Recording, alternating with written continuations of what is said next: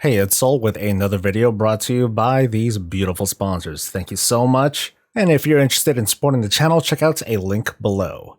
Today we're continuing our coverage of patch 8.2 with what I'm going to call the Nazjatar experience. What's your day going to be like in this very unique zone, you wonder? I'm going to give you an idea of what's going on as well as give you a tour. Don't forget to subscribe and to check out my other 8.2 coverage in the links below. These impressions come from an early build of the 8.2 PTR, so there's bound to be a lot more to discover. Later, I'm going to do a final video where I take all the major components of 8.2 and smash it all together in a review/guide, so stay tuned for that. But first things first, let's do a quick tour of Nazjatar. The layout's pretty unique, with a mix of old and new, which is fitting for what's basically an underwater zone without the water. As you venture further into the zone, you're going to see the terrain change depending on your depth, and there are basically three layers. On the first it's kind of the surface, or what used to be the surface. It's what's left of the old Night Elf capital of Azshara. You're going to see a lot of familiar architecture reminiscent of Azuna and other Night Elf ruins, so this is the part where you get to complain about recycled content, so have at it. But it's pretty cool to see these ruins after seeing it looking so pristine, at least for a moment. As you descend, you're going to come across the middle level, dotted with makeshift waterfalls and pretty rough terrain. Multiple levels of ledges are scattered about that would be easily traversable if you were swimming or flying, but you're going to find yourself doing a good bit of running up and down hills. The third and the lowest level is, well, it's very purple, and this is where you're going to start seeing some of the new architecture of the Naga.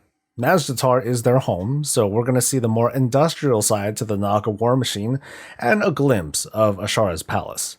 The overall shape of the zone is pretty neat. The hub is actually at one of the higher elevations in the zone, so you can use a goblin glider or some equivalent and travel from the hub all the way to what is probably the entrance to the Eternal Palace raid. Fortunately, there are flight points scattered about, some you just find, others you unlock, that help you get around, and more importantly, back up to your hub up above. Depending on your perspective, navigating terrain in modern WoW could be called impressive, but you could also call it super windy with way too much climbing and running around corners. But that depends on how you like immersing yourself into the world. If you enjoy feeling the world and knowing your terrain, you'll get used to the layout pretty quickly. But if you depend on your minimap most of the time, you might not enjoy it as much. But I'm pretty happy with the aesthetics. It really does look like the sea was parted and this is what's left. It's like we're in an emptied out fishbowl. It doesn't feel too overdone, and it seems just like Azshara, to make all the good looking architecture be the palace itself, with almost nothing wasted on the common folk. I did notice that at late hours it gets pretty dark in the zone, which gives it a bit more of a gritty and desperate feeling. During the day, though, I had no problem seeing everything around me. I think that's mostly a result of just the concept of the zone. Remember, this is a emptied out part of the ocean floor, so while the sky is above us, we're totally surrounded by water. Anyway, let's go to the hub. You're going to be here a lot, picking up quests, swapping out allies, and buying stuff. I'm going to go down a list and talk about how the hub's features are going to interact with the rest of the zone. Arguably, the most interesting feature here is the calling conch. Clicking on this will let you select one of 3 combat allies, and what you see on screen is the Horde version, by the way. There's a melee DPS, a healer/caster, and a tanking ally. You're going to want to make a habit out of coming here at the start of your day so you can pick up your ally. They're not unlike the old bodyguards back in Warlords of Draenor, where taking them along with you and completing content will get them experience, which will make them stronger over time, and it should unlock more content like quest stuff, although I'm not 100% sure on that. At any rate, they are useful to have around, and for the moment, they do work in PvP. They're NPC vendors who will sell stuff bought with a currency called prismatic monopearls. You obtain these pearls in Nazjatar from world quests and random treasures. This is one of the big reasons you're going to be coming back here. There's a lot of useful gear that you can buy here for either your mains or your alts. For one, there's an essence that you can buy and rank up. There's also catch-up gear that has its own progression system to it, and I think this is pretty sweet. Check it out. You can buy the base gear here, or you can get it as a world quest reward somewhere in the zone, and the gear includes all the slots except for rings and trinkets. So you can buy like pretty much almost an entire set of gear. Then you can use the pearls to level them up from 385 all the way to item level 430, which is heroic raid level. For context, to get one piece of gear to item level 430, you need 60 pearls. This is a really wild guess, I'm just kind of speculating here, but it feels like you can fully upgrade one piece of gear about once a week, but don't hold me to that. At any rate, you're going to be tempted to do a good bit of farming here if you want to deck yourself out in the gear that you get from the zone. But I think it's pretty cool that there's a way to progress here and otherwise fill up gaps if you're tired of Cool Tiras and Zandalar world quests. Speaking of the lineup of world quest content, it's exactly what you expect. It's an assortment of killing this, catching that, riding on a turtle shell, and so on. There are a few non-combat quests too, like playing Candy Crush and untangling this thing here. And I'll be honest, this is going to wear out its welcome before long if you're really trying to grind things out.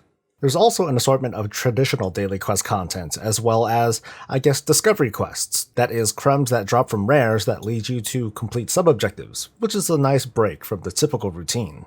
But between this and all the other things you can do in 8.2, it still adds a nice bit of variety. Finally, there's a PvP NPC, like the one at your faction's PvP area, who will give you a call to arms objective, which is kind of convenient considering that otherwise the NPC is at your capital and thus a little bit out of the way.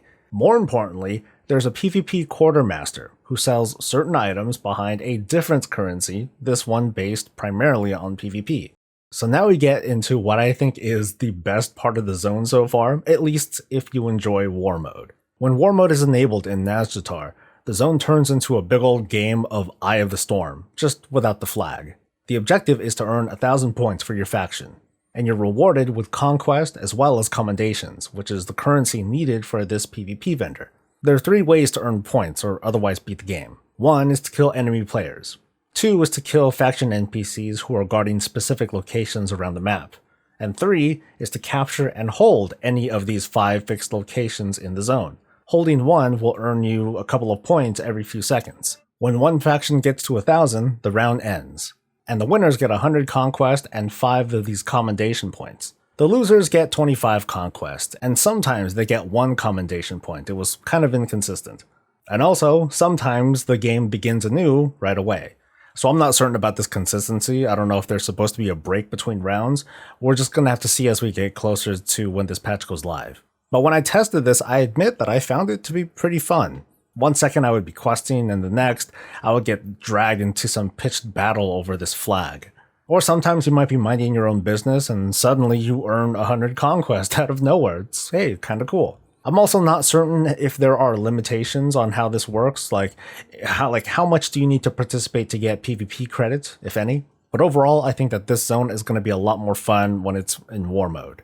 Last but not least is, of course, the campaign that takes you across the zone. I'm not going to spoil anything here, but basically you and your friends are stuck here, and you have to team up with new friends and old enemies to defeat the Queen of the Deep. So that's nice, we get a new zone. But after you get familiar with the zone, what is your daily routine going to be like? There isn't a whole lot of prep, so listen up. When you arrive, and I presume that you'll get here by talking to an NPC or taking a portal, you're going to want to pick up your combat ally. Just choose your favorite based on your playstyle. Next is to pick up a scrying stone from this NPC and then use it. It only lasts for about half an hour, but while you're out and about, an extra action button might appear that will reveal a hidden treasure. There could be anything in here, including pearls or a follow-up quest. You are going to want to complete pretty much every world quest on the map, while making sure to keep an eye out for treasure and rares for a chance at more pearls. The one thing I'm not entirely sure about yet are the so-called champions that Jeremy Fiesel mentioned in his reveal, but at least for now, I guess we'll just treat it like another quest to knock out. There are obviously a lot of things that aren't fully implemented here, and I'm going to revisit this later. But there are a lot of long-tail goals here, which is cool. Unfortunately, they're throttled by the availability of world quests and treasures. Odds are pretty good that you'll be coming back for the pearls and or the PvP commendations, but unlike Mechagon, this place doesn't have content that you can continually repeat, at least so far. That's it for the preview to the Nazjatar experience, which so far is a pretty straightforward zone that at least holds more interest than the Broken Shore did back in Legion. There's still a lot more to come, so check back in a few weeks when I do a full wrap-up of 8.2 content and what to expect going into this patch with your mains or your alts. Subscribing will probably help with that, so smash that button and hit the bell so you know when I got something juicy coming. Otherwise, thanks for coming, and I'll see you later. Until then, stay safe, stay happy, and stay breezy.